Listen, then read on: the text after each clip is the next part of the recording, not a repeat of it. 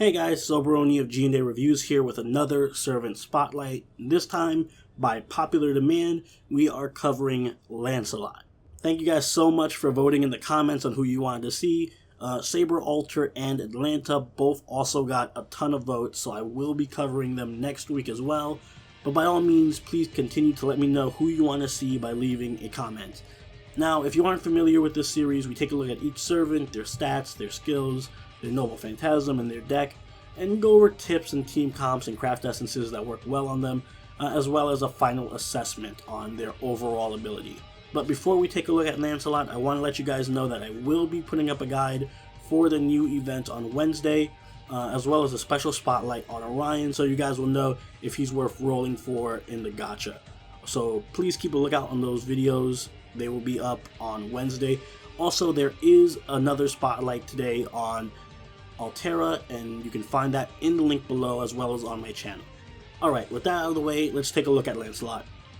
Lancelot has a raw max HP of 10,327 and a max attack of 10,477.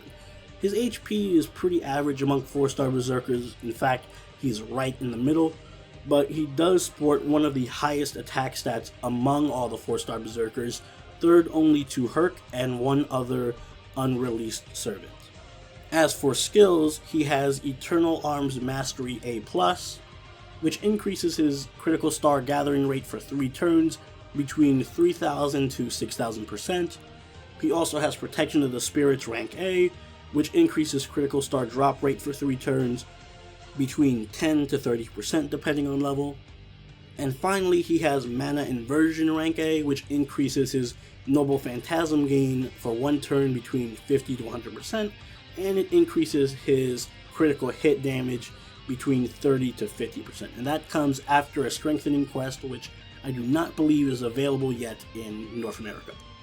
As for his passive skills, he has Madness Enhancement C, which increases Buster Effectiveness by 6%, and Magic Resistance rank E, which just increases debuff resist by 10%.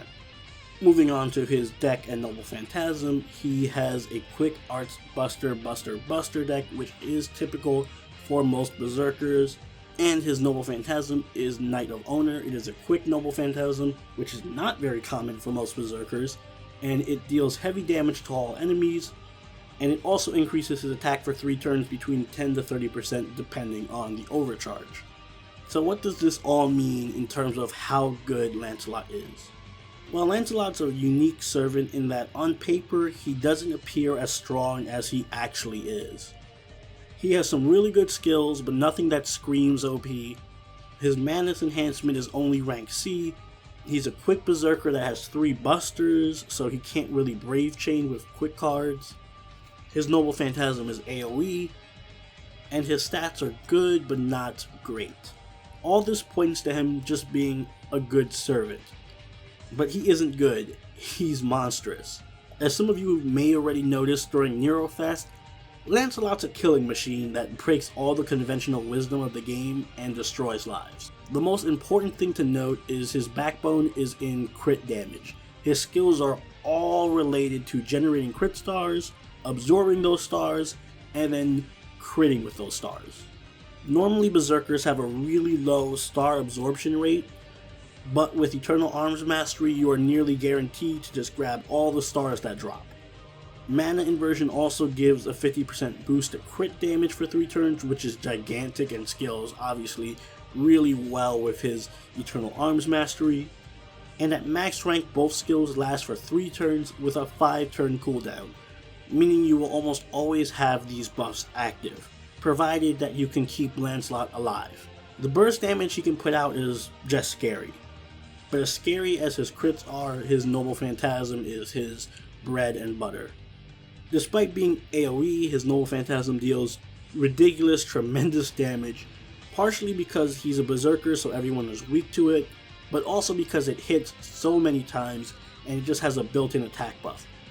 The Noble Phantasm also produces a ton of crit stars which you can use right away next turn to just continue the assault. In the right team, Lancelot is capable of dealing literally millions of points of damage in just a few turns.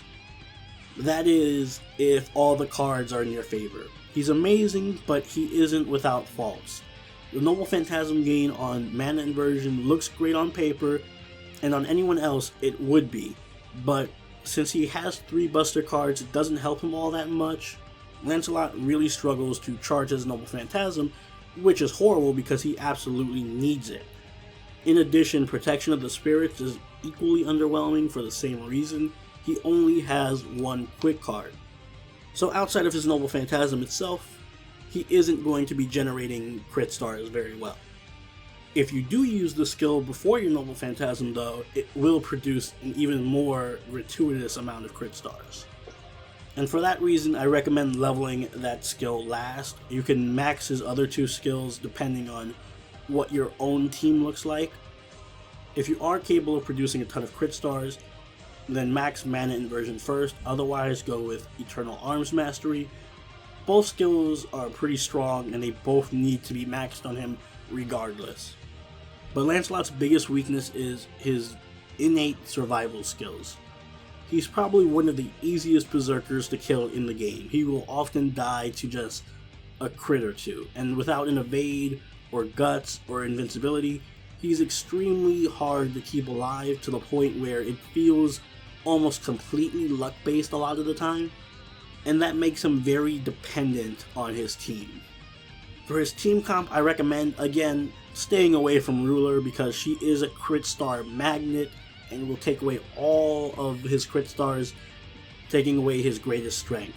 So stay away from pairing him with her, and also stay away from pairing him with riders because of the same reason. Instead, I would rely on support units like Hans, Mosh, and Waver who can buff and protect Lancelot. And on top of a support, he will also need someone who can generate crit stars for him to use. And that's best done by Atlanta and Hassan of the Cursed Arm, or even Gil if you have him. And as far as craft essences, I strongly recommend Kaleidoscope, or its 3-star and 4-star counterparts. He desperately needs to be able to get his Noble Phantasm off in order to sweep and snowball effectively, so it's imperative to get it off as quickly as possible, and he is not capable of charging it on his own unless you get some really lucky arts crit or something. I don't really think any other craft essence is as efficient on him as Kaleidoscope, mainly because his skills already do as much for him as any craft essence would, and other craft essences that focus on survival, like Nero's craft essence, aren't helping him build his Noble Phantasm, so he'll just die twice before he gets to use it. Overall, I want to stress this: despite his many weaknesses, he's so overwhelmingly strong when he uses his Noble Phantasm and gets those crit stars that it doesn't even matter. His Noble Phantasm alone is going to be the ender of most challenges, and he's easily still one of the best berserkers in the entire game, even in the Japanese version, so he scales very well into the late game. He's not as game-breakingly good as Herc, but he is close, and when it comes to just pure burst damage from critting and being able to sweep boss after boss, it's hard to find a better servant. For that reason, I give him an A+. Just slap him with a Waver support in Atlanta and watch him continue to sweep the game. Alright guys, that's my thoughts on Lancelot. Please let me know what you think in the comments below. If you found this video helpful, I suggest checking the description for a link to my other servant spotlights to see if I covered any servants you might be interested in. As well, if you liked the video, please leave a like or consider subscribing. And stay tuned for my New Moon Goddess's Dream of Dango event guide and my special Orion servant spotlight, both of which will be up on Wednesday, possibly, most likely in the afternoon, so keep an eye out for that. And as always guys, I love hearing from you, so please let me know what you think in the comments below. And next week you can look forward to a Saber Altar and Atlanta spotlight, because that has been very much requested. Alright guys, that's all for today, so Soberoni signing out. Peace.